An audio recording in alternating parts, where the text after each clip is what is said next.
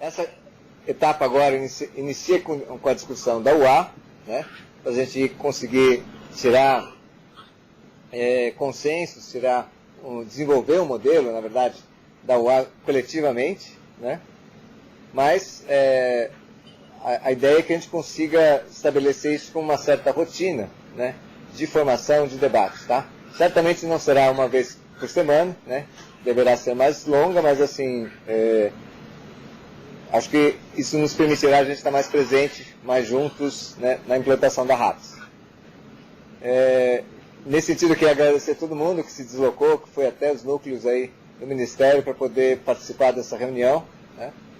e esperamos que a gente consiga desenvolver isso de uma forma positiva. Tá? Muito obrigado.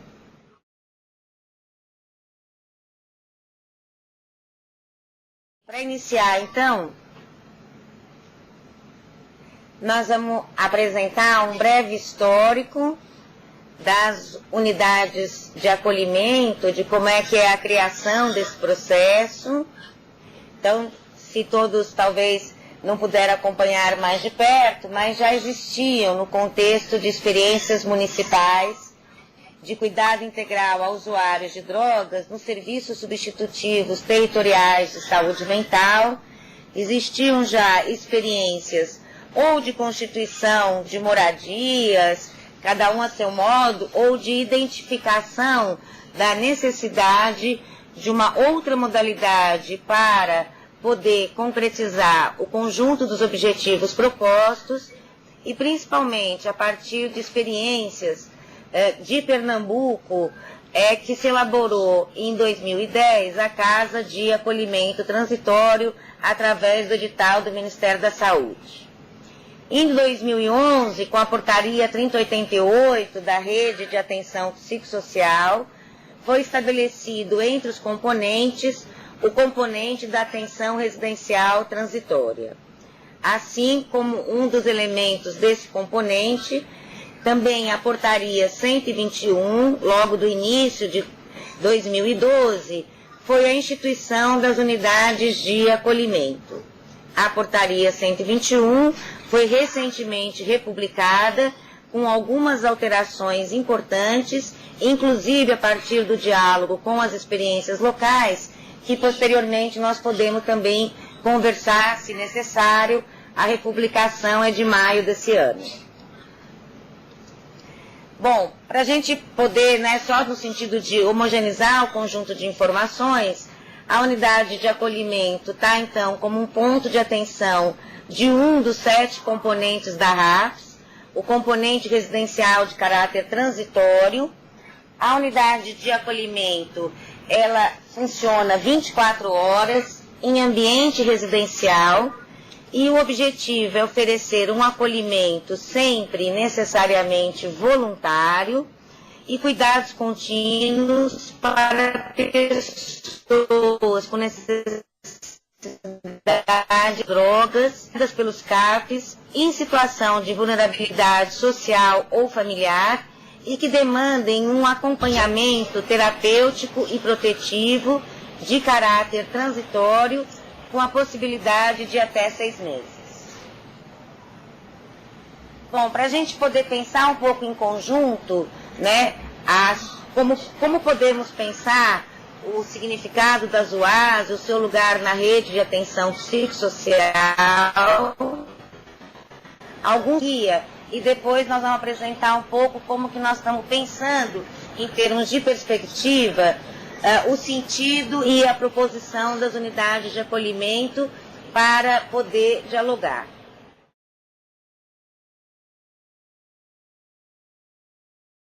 As unidades de acolhimento podem ser de adultos ou de crianças, necessariamente de pessoas que vão ser encaminhadas pelos CAPs, devem funcionar exatamente para poder concretizar os seus objetivos num ambiente acolhedor, necessariamente num lugar com característica de casa e de uma casa que possa promover a participação nas trocas sociais ou a constituição ou reconstituição de redes ampliadas das pessoas com a experiência do sofrimento decorrente de dependência de álcool e drogas. Então, de uma certa forma, as unidades de acolhimento com esse lugar de casa, a ideia não é de que elas concentrem todas as esferas da vida, e esse certamente é um ponto importante para a gente poder conversar, mas que elas possam mimetizar a vida cotidiana e dessa forma, necessariamente, se coloca a exigência do trabalho em rede e a coordenação do CAPES. Para que a unidade de acolhimento possa realizar o seu propósito de um lugar de casa, é importante que elas possam estar situadas em lugares próximos, inseridos nos territórios, com uma entrada aberta, evidentemente, que não reproduza nenhuma das características do modelo asilar. Deve ser também um lugar acessível, com ambientes agradáveis e que possibilitem o compartilhar de cenas da vida cotidiana, assim como em todas as moradias, que são fundamentais para a produção da convivência e da compreensão e relação entre os que habitam o lugar. Quando necessário, devem ter espaços adaptados para pessoas com deficiência e, no caso das unidades para crianças e adolescentes, evidentemente é fundamental pensar em ambientes que possam corresponder aos desejos e às necessidades de crianças e adolescentes, inclusive, por exemplo, a necessidade de muitas vezes de constituição dos espaços de brincar. Bom, a ideia é de que o acolhimento na UA é definido exclusivamente pela equipe do CAPES, a partir das necessidades das pessoas em situação de sofrimento e no contexto da coprodução de projetos terapêuticos singulares.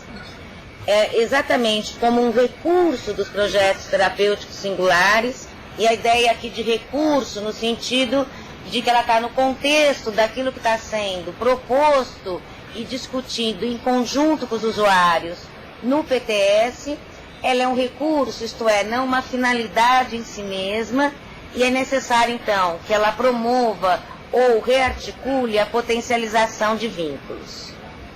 Também é importante que as UAs possam funcionar de forma articulada com a atenção básica, que apoia ou é responsável pelo cuidado clínico geral dos usuários, e os CAPES responsáveis tanto pelo acolhimento como pela continuidade do acompanhamento no sentido da construção do cuidado longitudinal. Ao mesmo tempo, é muito importante uma articulação intersetorial de forma a poder construir respostas mais complexas ao conjunto das necessidades das pessoas com a experiência de sofrimento. Nesse sentido, consideramos também que um dos desafios é não trabalharmos com a UA no sentido de uma premiação ou no sentido de algo que é após a melhora ou após o período de cuidado, mas que pode inclusive constituir um ponto de partida na medida de que ela é um recurso para o processo e não algo para ser pensado depois de melhorar, depois de um processo. Pode ser muitas vezes, inclusive, um dos recursos iniciais do projeto terapêutico singular, a depender do diálogo com as necessidades dos usuários. A UA deve proporcionar, então, lugares de convivência, de realização de projetos em conjunto, e nesse sentido de não ser uma finalidade em si mesmo, também é importante que nós possamos estar atentos às armadilhas de se constituir como espaço autorreferente que termina por estar fechado em si mesmo. A equipe da unidade, em conjunto com a equipe do CAPES, deve ser capaz de proporcionar a articulação, o planejamento e o acompanhamento da inserção e das relações dos usuários em outros espaços na comunidade, principalmente a partir da mediação de relações, da ampliação das possibilidades e da criação daquilo que estamos trabalhando com a perspectiva de campos de negociação e de diálogo para ativar também as possibilidades e recursos dos territórios. Ou seja, compreendendo o percurso de produção de autonomia, de participação nas trocas sociais, como um percurso projetado, acompanhado em conjunto com os usuários, torna-se essencial esse lugar das equipes e também dos pontos de atenção nos quais as equipes estão inseridas, de mediação de relações, para poder produzir novos contextos de negociação e de diálogo. Evidentemente, sempre a partir, e com respeito intransigente ao processo dos usuários, mas é importante que nós possamos estar atentos ao tempo de permanência previsto na portaria por um período de até 6 meses. A importância de promover ou de potencializar ou de rearticular vínculos significa também pensarmos o lugar da UA como um lugar que possa os usuários receberem visitas, amigos, que eles possam ainda, exatamente como um ambiente de casa, ir constituindo no seu processo também espaços e lugares dentro da própria UA, de acordo com as suas necessidades, por exemplo, que a UA possa oferecer espaços para o apoio ao estudo, ou a inclusão digital, ou outras necessidades advindas do processo, por exemplo, de inserção na escola. Claro que esse é só um exemplo, mas só no sentido da gente poder pensar essa possibilidade de que a UA possa ser esse lugar de moradia, apoio e suporte. Nesse sentido, e talvez isso possa ser a partir do que vocês estiverem trazendo, é muito importante que a gente possa aprofundar a discussão da distinção entre uma unidade de acolhimento, entre o acolhimento integral, por exemplo, no CAPES AD3, ou ainda o período de permanência dos leitos em hospital geral e um albergue.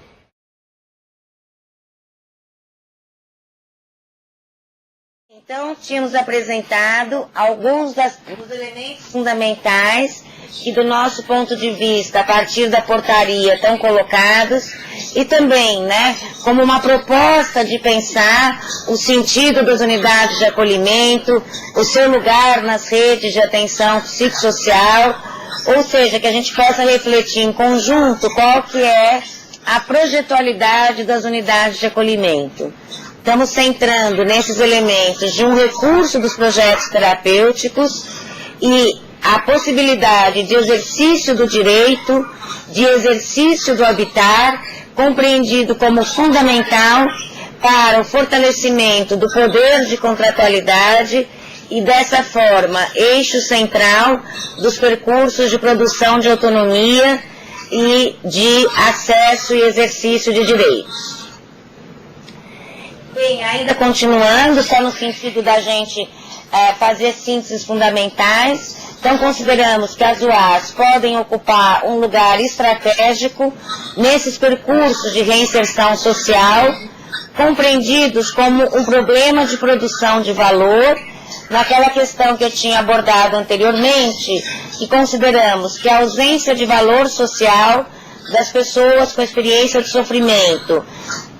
decorrentes de transtornos mentais, relacionados ou não à dependência de álcool e drogas, constitui uma questão essencial para o percurso da produção de emancipação, ou seja, no lugar de assistido de pessoas sem valor social, certamente nós faremos muito poucas conquistas e por isso é fundamental que a gente possa pensar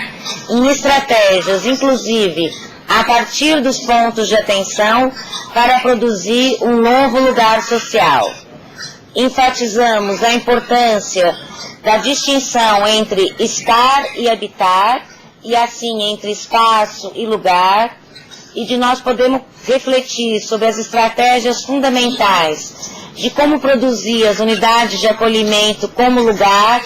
e estarmos atentos às armadilhas do estar ou da cristalização da UA apenas como um espaço no qual as pessoas que nela estão habitando, mesmo que provisoriamente, terão uma restrita ou ainda nenhuma apropriação desse espaço, acabando por gerar anonimato e anomia.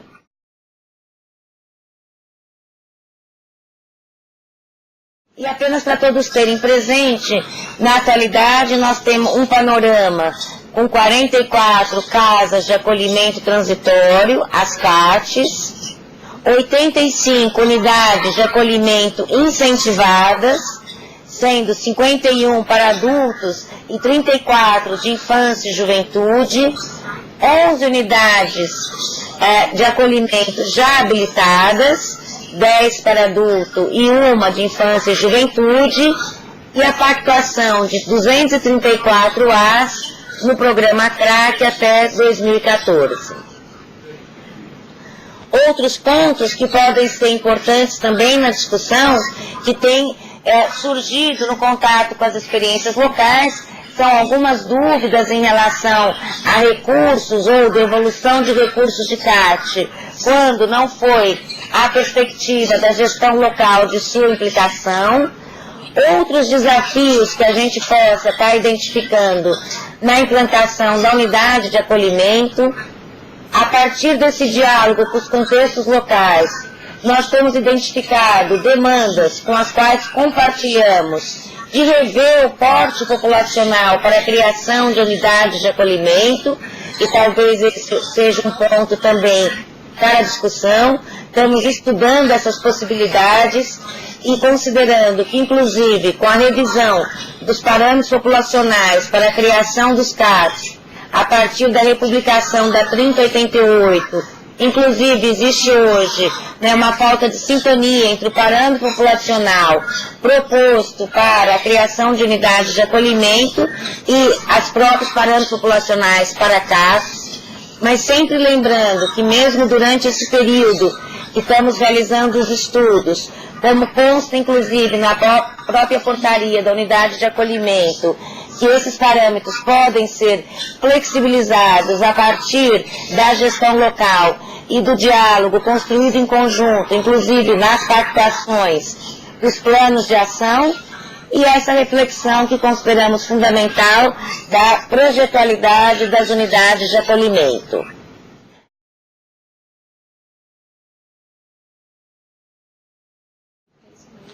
Bem, acho que nós temos algumas ordens de questão, nós estávamos separando aqui em alguns blocos, né? Dificuldades de implantação, que certamente tem algumas, digamos, mais próximas das unidades de acolhimento, mas também são dificuldades de implantação em relação a outros pontos de atenção, como, por exemplo, na questão do aluguel de imóveis, que certamente não é uma problemática simples. Acho que temos um segundo bloco de questões que diz respeito à dificuldade do desenvolvimento, dentre elas em relação à questão de financiamento. E um terceiro conjunto de questões que dizem respeito à própria compreensão da unidade de acolhimento. Então, em relação principalmente ao desenvolvimento, ao custeio, em geral, os valores de custeio dos pontos de atenção da rede, os valores estabelecidos pelo Ministério da Saúde, são pautados em estudos de estimativas de custos, estudos que envolvem exatamente a estimativa do custo das equipes previstas nas portarias. Estou colocando essa ênfase porque muitas vezes uma realidade local, inclusive por necessidades,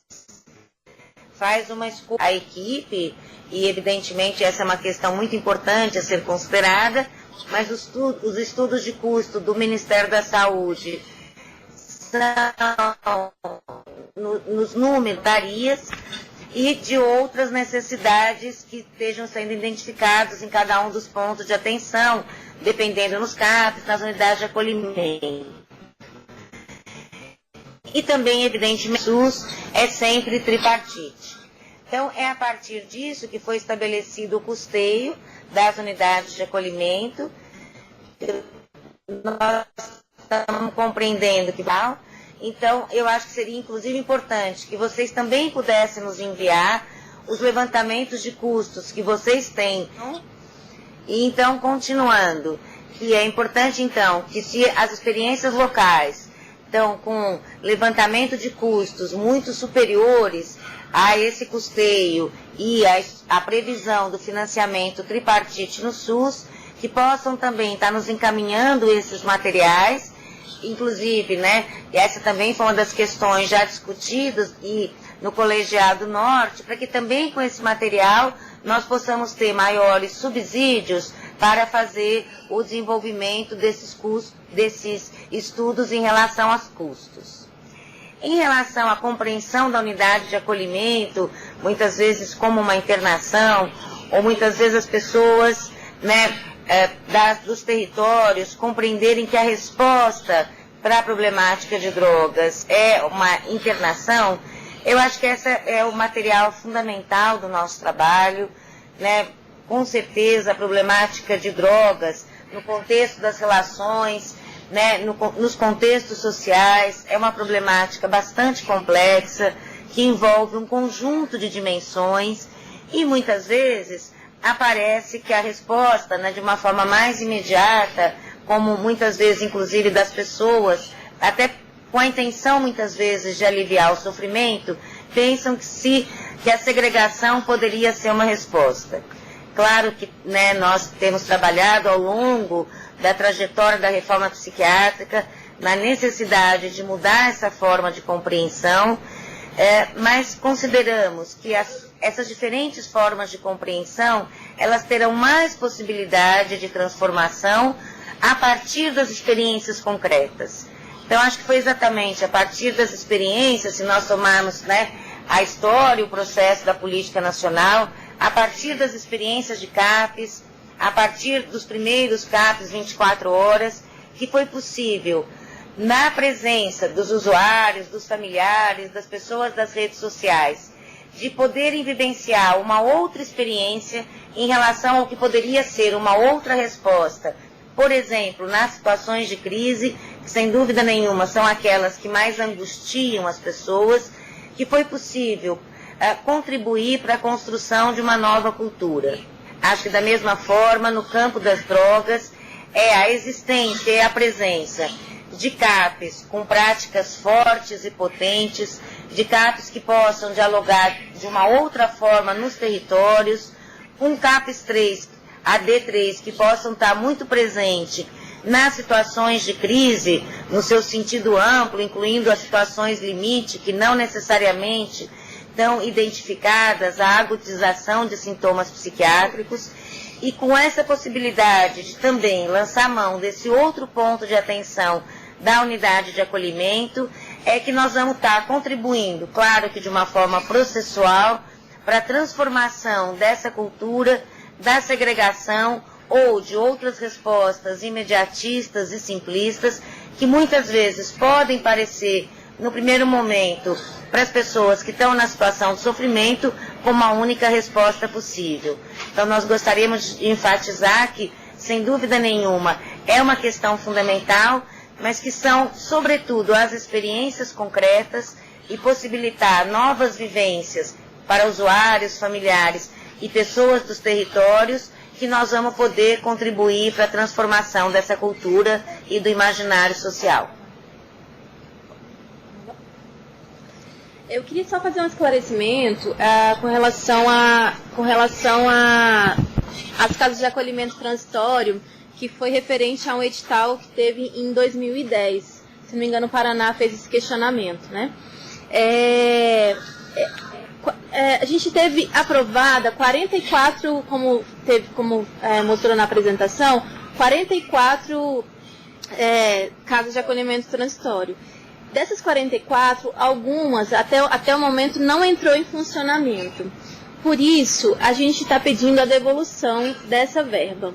Por quê? A gente agora já tem uma nova portaria, que é a portaria 121, que fala das unidades de acolhimento. E aí a gente teve 2-3 anos para a aplicação desse recurso e isso não foi feito até o momento. Então a gente está pedindo a devolução desse recurso, até porque se a pessoa utilizar esse recurso, ela vai ter que utilizar esse recurso durante um ano para depois solicitar a portaria 120, a unidade de acolhimento, pela portaria 121. Então a gente pede que faça a devolução desse recurso e aí já peça logo direto à comunidade terapêutica, até porque o valor do custeio unidade de acolhimento, o valor do custeio da unidade de acolhimento é maior do que o antigo que era da CAT. Eu sou Karine, estou como coordenadora da política de álcool e drogas aqui do Distrito Federal agora. E a gente está com um cenário bacana aqui, que a gente implantou 5 CAPs AB3 e a gente vai fazer 5 unidades de acolhimento junto aos CAPs AD. A gente já inaugurou 2 unidades e no nosso caso a gente fez uma opção de alugar casas praticamente coladas aos CAPs, né? Então elas são muito próximas, né? Assim, uma rua separando praticamente o CAPs da unidade de acolhimento, o que favorece em muitos aspectos a articulação dos 2 serviços e pode colocar algumas questões também, mas eu acho que tem mais pontos favoráveis do que desfavoráveis essa proximidade dos 2 serviços, né? Aqui as casas são todas alugadas, eu acho que essa pergunta da casa ideal, ela tem que ser respondida aqui. Não existe a casa ideal, a gente já achou local para 4 das 5, né? Então eu diria que nenhum é ideal, né? Tem alguns que se aproximam mais do modelo de uma casa, como a gente pensa, uma moradia num bairro, etc. Outras têm uma característica mais de prédio, mas a gente está tentando fazer uma ambientação para que elas fiquem, né, com a cara de moradia e etc. Então, eu acho que isso foi uma questão que a gente debateu aqui e a gente superou dessa forma. É muito mais importante ter o local e fazer com que ele tome a cara de um lado do que ficar procurando o modelo ideal, né? E a gente tem aqui um bom problema, que nós temos muitos profissionais novos. Todos os profissionais das unidades de acolhimento são concursados, né? Então a gente tem aí um conjunto de pessoas que não têm experiência no campo, não tem longa experiência no campo da saúde mental. Alguns tiveram experiências pontuais. O que a gente fez, que eu acho que é uma coisa que valeu muito a pena, isso tudo foi esse ano, a gente inaugurou 4 CAPs AD esse ano e as 2 unidades também esse ano. A gente, de fato, como a Fernanda colocou, a gente trouxe outras experiências, aproveitando Brasília, que também é um point, né, assim, de encontro. Então, a gente trouxe a experiência de São Bernardo, a gente trouxe a experiência, né, o Décio teve aqui, a Ana Ferraz, a Nina, que coordena uma unidade de acolhimento, porque das 5 unidades, 2 são infanto-juvenil, que colocam um desafio bastante específico. Acho que tem uma complexidade maior nesses 2 dispositivos, e a gente achou interessante então essa rodada a partir de experiências. Eu acho que foi o que mais nos ensinou e o que mais funcionou para fazer a discussão com os profissionais, né? E eu queria colocar 3 pontos rapidamente. Eu acho que assim, justamente por estar começando, a gente teve uma experiência de receber uma visita também, mais uma vez por estar em Brasília, teve o Simpósio Internacional sobre Drogas. A gente recebeu uma comitiva grande de pessoas de diversos lugares, da UNODC, da OPAS, WASH, etc. E eles foram visitar a unidade de acolhimento de Samambaia, cuja a coordenadora está aqui, depois pode falar rapidamente da experiência lá de Samambaia, que é um dos locais que a gente conseguiu implantar a UA. E uma das coisas que eles colocaram, que eu acho que é um trabalho para a gente ir elaborando, né, com o carro andando, a gente também pensando coisas, eles perguntaram que indicadores de qualidade a gente estava usando para avaliar o nosso processo, né? Obviamente que a gente não teve resposta, né? A gente falou que era uma experiência muito inicial, né? São experiências de alguns meses, não tem sequer 1 ano de experiência de implantação. Mas foi interessante, e foi a fala de 2 pessoas, que mesmo sendo um processo de implantação, que a gente já tivesse alguns parâmetros de qualidade da atenção que a gente quer para essas casas, né? Uma das questões colocadas é uma pergunta super difícil com relação à taxa de adesão, quanto à unidade de acolhimento, quanto a CAPs, que eu acho que é uma coisa muito complexa da gente pensar, enfim, mas eu acho que essa pergunta que foi feita a nós, né, assim, eu gostaria de colocar também na roda, para que a gente começasse a pensar assim, indicadores como aquela ideia de que caminho seguir, né? Assim, quais são os balizadores. Os serviços traz muitas questões, né? Como é que a gente mantém a liberdade de circulação versus a famosa segurança da equipe que sempre se coloca, né? Nas nossas isso sempre a necessidade das equipes de terem um certo conforto no manejo, sempre se debatendo com a questão da liberdade de circulação dos usuários, que é uma liberdade difícil de sustentar, eu acho que é uma questão legítima. A outra é a tendência à institucionalização. A casa acabou de ser inaugurada e as outras estão em via, as duas já inauguradas, as outras em vias de implantar, e já tem, obviamente, uma demanda da justiça. A tendência é a institucionalização, que é um todo em diversos pontos, porque onde tem moradia, tem esse risco. E o terceiro ponto, para finalizar minha fala, que eu acho que é o que a gente está se debatendo muito, tanto nos leitos de acolhimento noturno dos CAPS AD3, quanto nas unidades, o que chega de demanda social para os dois dispositivos, que deveriam ser de uma corresponsabilização com a política intersetorial, né? Então tem muita coisa de abrigamento que chega para esses serviços e que poderiam, e a gente está aqui se debatendo com esse manejo e tensionamento com a política de assistência social para poder corresponsabilizá-los nessa demanda. Senão tudo vai para o ar e tudo vai para o leito do CAPS 3. Eu sou coordenadora da unidade de acolhimento de Samambaia. Ela está em funcionamento desde a segunda semana de junho deste ano, com inauguração muito recente, há apenas um mês, né? E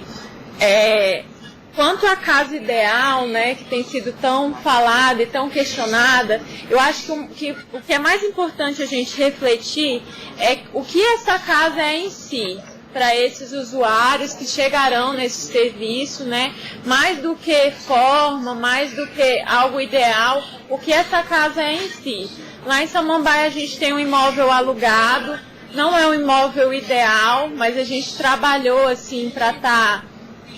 estar estruturando e está dando uma cara de casa, mas a gente se preocupa mais que ambiente é aquele para aqueles usuários que estão chegando ali dentro, né? Não é um usuário que precisa chegar pronto ali dentro, mas é um usuário que precisa estar sendo acompanhado intensivamente pelo CAPS, é um usuário que necessita de um plano terapêutico que é muito móvel, que é muito revisado o tempo todo, né? E é singular, não é só individual. Porque o individual seria só dele, né? E ele é uma construção conjunta com a equipe. Então, mais do que se preocupar com o formato dessa casa, é que o que essa casa vai significar concretamente para aquele indivíduo que vai estar lá, né? E o que aquela casa vai significar para o próximo passo dele após a saída, né? Porque dificilmente ele vai para uma casa ideal depois, mas ele vai trazer à memória o que ele viveu na unidade de acolhimento. E eu acho que é isso o mais importante de ser refletido. A gente já está com alguns usuários dentro da unidade de acolhimento, né, com vários resultados quanto à reconstituição de vínculos familiares, né, conseguir guarda novamente de filhos, reingresso em mercado de trabalho, estudar novamente, só que a gente está numa rediscussão constante, porque os problemas que a gente enfrenta são problemas muito particulares da convivência de uma casa, né, do viver em conjunto, do dividir o mesmo espaço, e são essas as questões que a gente se encontra enfrentando todos os dias dentro da unidade de acolhimento, né? Que é um espaço de ir e vir, que é um espaço que prioriza a potência do sujeito, o seu empoderamento como cidadão, e muitas vezes eles trazem memórias, né, de regras, de instituições fechadas, e a gente tem que estar problematizando isso com eles o tempo todo, né? Então, essas questões de convivência de uma casa, de convivência de indivíduos, são aquilo são as coisas que a gente mais enfrenta todos os dias, né? E entender que esse plano terapêutico, ele é constantemente visto e que a equipe do CAPES e a equipe da UA é fantástico aqui estarem muito perto, porque o usuário não fica entre duas equipes, ele fica com uma equipe só trabalhando junto, né? Então, isso acaba que potencializa os resultados, prioriza o vínculo, né? E dá uma melhor chance para aquele trabalho ser bem sucedido. Mas é algo que tem que estar sendo reconstruído o tempo todo. Uma outra questão a ser aprofundada, tem uma resposta mais definitiva nesse momento, mas é que estávamos exatamente hoje pela manhã com o grupo de trabalho, a primeira reunião do grupo de trabalho, Saúde Mental e Direitos Humanos, uma proposição da Política Nacional de Saúde Mental e da Secretaria de Direitos Humanos, e estão participando desse grupo diversos atores importantes do campo do direito, como o Conselho Nacional do Ministério Público, a Procuradoria Federal dos Direitos do Cidadão, Conselho Nacional de Justiça, serem abordados por este grupo de trabalho. Sem dúvida nenhuma, a questão dos mandatos judiciais é uma questão fundamental para a qual, e por isso, inclusive, a articulação com esses outros atores institucionais, nós precisamos hoje de um judiciário para poder pensar que caminhos, né, podem ser mais efetivos em relação a esse fenômeno da atualidade. Mas, além disso, é sempre importante a gente lembrar o importante lugar que podem ocupar, né, as instâncias, através de suas procuradorias, no sentido de discutir, né, e apresentar quais são as proposições para os pontos de atenção, porque nós sabemos que muitas vezes, nesse mandato judicial, está presente também, muitas vezes, uma desinformação ou uma falta de conhecimento ao que é que se propõe, né, a unidade de acolhimento. Então, essas discussões acho que seriam mais longas. Em relação às questões que remetem tanto a qual casa para a unidade de acolhimento e ao seu modo cotidiano de operar, acho que nós gostaríamos de compartilhar as reflexões já trazidas pelos colegas do Distrito Federal, tanto no sentido de que não temos uma casa ideal. Claro que alguns espaços físicos favorecem mais aquilo que nós estamos considerando como habitat, e alguns espaços físicos constringem as possibilidades de um habitat. Mas nós não temos, evidentemente, casas ideais, mas, acima de tudo, esse desafio de como produzir a unidade de acolhimento como um lugar que possa ser um recurso nos percursos dos usuários. E aqui acho que nós temos diversas discussões que dizem respeito ao conjunto, né, de dimensões que vão ser enfrentadas na unidade de acolhimento, que são enfrentadas exatamente nesse desafio do habitat.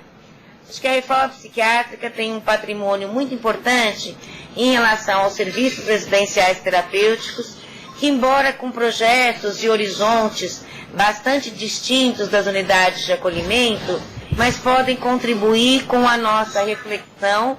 sobre o desafio de produzir esse habitat, que acho que, acima de tudo, é um desafio de como lidar com conflitos, um desafio de como mediar relações e um desafio dos riscos da liberdade. Então, provavelmente, esses desafios que estão presentes ao longo do nosso processo, do desenvolvimento dos processos de autonomia, eles estão bastante concentrados em lugares como as unidades de acolhimento, com todas as problemáticas que estão colocadas, inclusive aquelas trazidas pelas colegas do Acre. Questões como como se coloca na unidade, quais são as formas que nós vamos viver em conjunto e o que é necessário para viver em conjunto, acho que constitui a própria matéria do trabalho das unidades de acolhimento. Então, de um lado, então, as unidades de acolhimento, acho que a ideia não é de que elas tenham regras ou protocolos produzidos a priori, mas que, e diferente de regras ou protocolos, e pensando na perspectiva de uma moradia, de uma casa, que a gente possa trabalhar com a ideia de construir combinados e construir consensos. E claro que construir combinados e construir consensos é sempre muito trabalhoso, mas é exatamente isso que pode possibilitar a produção de redes de pertencimento e a possibilidade de promover efetivamente esse habitat, essa apropriação em conjunto. Então, é claro que nós temos que produzir, né, um combinado que não pode bater, que não é possível a violência física como forma de relação e como forma de resolução de conflitos dentro da unidade de acolhimento. Mas claro que toda a nossa experiência no campo sabe que isso não quer dizer que isso não vai acontecer nunca. Então nós temos que também poder pensar como que nós vamos lidar nas situações onde isso acontece e refazer os nossos combinados, potencializar os nossos combinados, compreender por que combinados estão frágeis, de que forma que isso está refletindo, talvez, a fragilidade daquele momento da própria unidade de acolhimento, ou a fragilidade, ou ainda a necessidade de redimensionar o projeto terapêutico de um usuário em particular. Então, acho que aprender, né, e é certamente um grande desafio, mas acho que um desafio apaixonante. O pessoal aqui do Mato Grosso do Sul queria fazer um teste. Ok. Das equipes de como lidar com esses conflitos cotidianos, como trabalhar e ampliar os campos de negociação, como trabalhar com os diversos conflitos envolvidos no conviver, que talvez, né, possamos pensar que estão presentes em todas as nossas casas. Também os combinados são refeitos, são repactuados, são repensados, e talvez isso se encontre de uma forma muito mais amplificada na unidade de acolhimento. Mas é esse enfrentamento dos riscos da liberdade e da gente poder pensar em equipes cada vez mais fortalecidas para lidar com esses riscos, assim como dos usuários também se fortalecerem nesse processo, é que pode transformar esse lugar de ausência, de lugar social, das pessoas com o sofrimento. Em relação especificamente, estamos incluindo aqui algumas das questões que chegaram por e-mail. Consideramos que não tem alta especificamente na unidade de acolhimento. Que consideramos que se o projeto terapêutico está compartilhado e pensado em conjunto com o CAPS e compreendendo a unidade de acolhimento como um recurso semelhante ao acolhimento 24 horas, por exemplo, nos CAPs AD3, não tem uma alta. Assim como consideramos que não tem uma alta para o acolhimento 24 horas no CAPs AD3. É um conjunto de recursos que o CAPs dispõe para serem contextualizados, singularizados, em diálogo com as necessidades dos usuários. Claro que nós podemos, então, prever em conjunto com o usuário, olha, estamos achando que é interessante, como é que você vê a possibilidade de você estar na unidade de acolhimento. É importante que a gente possa explicitar para os usuários por que nós consideramos que a unidade de acolhimento pode ser um recurso importante no seu percurso e também ouvir isso para os usuários. Podemos trabalhar, inclusive, com tempos provisórios. Olha, vamos pensar nisso ao longo de um mês, vamos pensar ao longo de 2 meses. E isso também, né, faz parte dos combinados. Ao longo de um mês, nós podemos também recombinar isso. Não é que nós precisamos chegar no período de um mês para combinar novamente. Ao longo de um mês, podemos recombinar e considerar que esse recurso da UA, ele já não está tendo o lugar que ele tinha no projeto terapêutico, ou considerar, a partir da própria experiência de estar na UA, de habitar a UA, que seria interessante um período maior. Então, é nisso que nós estamos entendendo que protocolos e regras, muitas vezes podem parecer que eles dão uma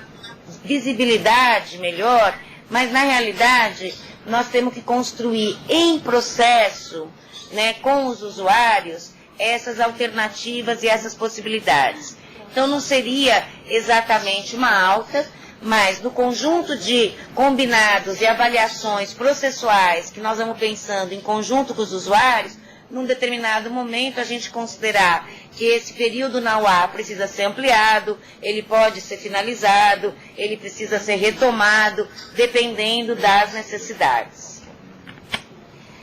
Também em relação à questão de perfil de usuários de UA, nós consideramos da mesma forma, quer dizer, não existe um perfil a princípio, nem para estar na UA e nem para não ter a indicação da UA. Da mesma forma que consideramos que dentro daquilo que está já previsto e proposto como o lugar dos CAPs ou o lugar das unidades de acolhimento na rede, também não tem um perfil para pessoas para CAPs e não tem um perfil de pessoas que não podem estar indo para CAPs, dentro da proposição do CAPs, de atender aquelas situações mais vulneráveis aos processos de institucionalização e de impossibilidade de participação nas trocas sociais, que correspondem, de forma geral, aos transtornos mentais graves e persistentes, como esse a missão fundamental dos CAPs. Então, não consideramos que tem um perfil para ir para a unidade de acolhimento e retomamos aqui uma questão colocada inicialmente, porque a unidade de acolhimento ela não pode ser compreendida como uma premiação no processo. Então, não é o usuário, olha, se você melhorar, você pode ir para a unidade de acolhimento. Porque isso seria nós trabalharmos de alguma forma com a unidade de acolhimento, que é uma perspectiva também presente, mas não é a que nós estamos compartilhando neste momento, como se ela fosse uma finalidade em si. Consideramos que a unidade de acolhimento, poder vivenciar essa experiência do habitar, poder vivenciar esses inúmeros desafios do que significa, né, se apropriar material e simbolicamente de um espaço, exercer esse direito, exercer a possibilidade de conviver, de estar com os outros, e nos grandes desafios que isso implica, é que experiências de enriquecimento dos usuários e, portanto, de fortalecimento das suas possibilidades de estar no mundo. Em relação à questão, como colocamos inicialmente, estamos estudando essa questão, revendo, né, o parâmetro populacional que está colocado na atual portaria para a criação de UAS, inclusive considerando que já tem uma defasagem importante com a revisão dos parâmetros presentes na portaria 3088, republicada. Então, por exemplo, parâmetro populacional para o próprio CAPES 3, né, ele foi diminuído para 150 mil habitantes, então é evidente que não faz sentido pensar no parâmetro populacional para a criação de unidades de acolhimento de 200 mil habitantes, mas enquanto se dá esse processo, porque ele tem que fazer uma série de tramitações, gostaríamos de reafirmar que já na portaria existente tem um explícito parágrafo em relação a de que necessidades identificadas pelas gestões locais de criação de unidades de acolhimento com outros parâmetros populacionais necessitam ser encaminhadas e serão efetivamente analisadas com bastante abertura e flexibilidade a partir das justificativas elencadas pelas gestões locais. Uma questão que tinha sido já colocada anteriormente, que nós ainda não tínhamos abordado, é em relação a indicadores de qualidade e como pensar essa questão.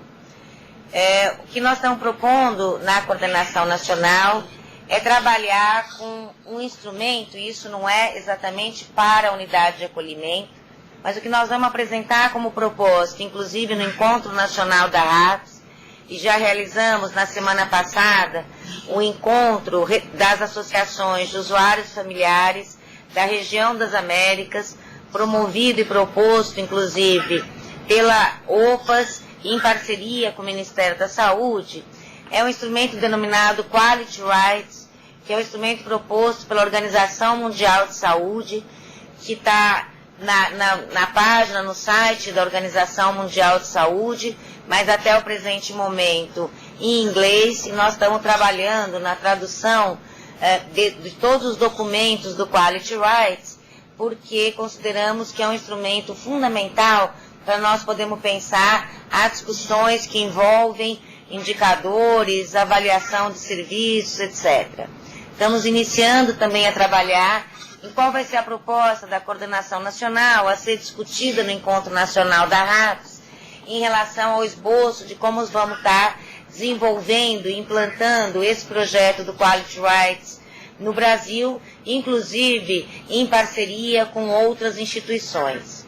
Mas acho que apenas uma síntese, porque pode, né, nos trazer elementos já, é que a Organização Mundial de Saúde, com esse instrumento, sintetiza diversas discussões que vinham sendo desenvolvidas e afirma que qualidade no campo da saúde mental está intrinsecamente articulada a direitos.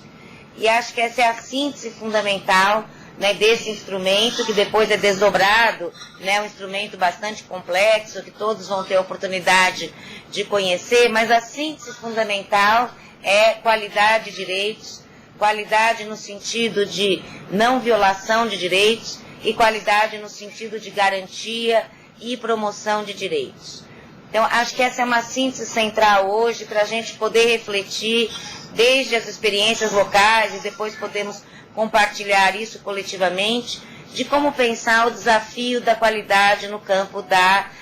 RAPS em todos os seus pontos de atenção, inclusive na unidade de acolhimento. Acho que foram colocadas novas questões, porque, sem dúvida, é um problema que está angustiando, e angustiando mais ainda de perto as gestões locais, que são as diferentes formas de mandato judicial, inclusive que hoje também estão chegando para as unidades de acolhimento, em alguns municípios já estão chegando também por serviços residenciais terapêuticos. E como eu tinha colocado anteriormente, nós estamos considerando que é fundamental que outras instituições do campo da justiça entrem nessa discussão e estamos trabalhando nessa direção, em particular o Conselho Nacional do Ministério Público, a Procuradoria Federal dos Direitos do Cidadão e o Conselho Nacional de Justiça, que são instituições e atores, alguns dos quais já temos um diálogo mais sistematizado, outros que estamos convidando para esse diálogo no sentido de construir quais são os melhores caminhos para lidar com essa importante problemática da atualidade. Mas lembrando também que as procuradorias dos municípios, dos estados, têm um papel muito importante no sentido de também produzir informações, subsídios, propor diálogos. É claro que tem uma coisa que é, né, o mandato judicial em si, naquele momento, e outra que é o processo que nós podemos desenvolver, e experiências locais, municípios, que passaram a desenvolver esse diálogo. Alguns municípios têm tido resultados muito satisfatórios e muito interessantes, porque muitas vezes isso também ocorre por uma desinformação ou pela própria necessidade de também o judiciário encontrar respostas e muitas vezes acaba optando por um caminho de respostas mais imediatas que, como nós sabemos, não respondem à complexidade da questão. Em relação à questão de 2010, para Pernambuco e Recife em particular, pedimos desculpas se não ficou claro no início, mas nós não estávamos nos referindo à experiência de Pernambuco como sendo de 2010, né? O edital do Ministério da Saúde, das CATs, é que foi de 2010, e ele está pautado em experiências que vinham se desenvolvendo anteriormente ou que estavam desenvolvendo já novas iniciativas, como a experiência de Recife, ou experiências nas redes substitutivas e territoriais que estavam identificando um conjunto de necessidades. Então, talvez isso não tenha ficado claro, mas o nosso slide inicial apontava que no contexto, né, daquilo que vinha sendo produzido nessas experiências, que é construído o edital, aí sim, de 2010, do Ministério da Saúde, das casas de acolhimento transitório. Em relação a outras várias questões que acho que, dado o tempo, vão exigir de nós um aprofundamento maior, né, nesse primeiro momento, como proposto para o Encontro Nacional da RAPS, que acho que dizem respeito a esses desafios de cuidar em liberdade, de tutela e autonomia, de como enfrentar os riscos da liberdade de aberto e fechado, de como lidar com conflitos, que acho que são desafios do conjunto da RAPS e que é necessário nesse momento que a gente possa aprofundar para as unidades de acolhimento.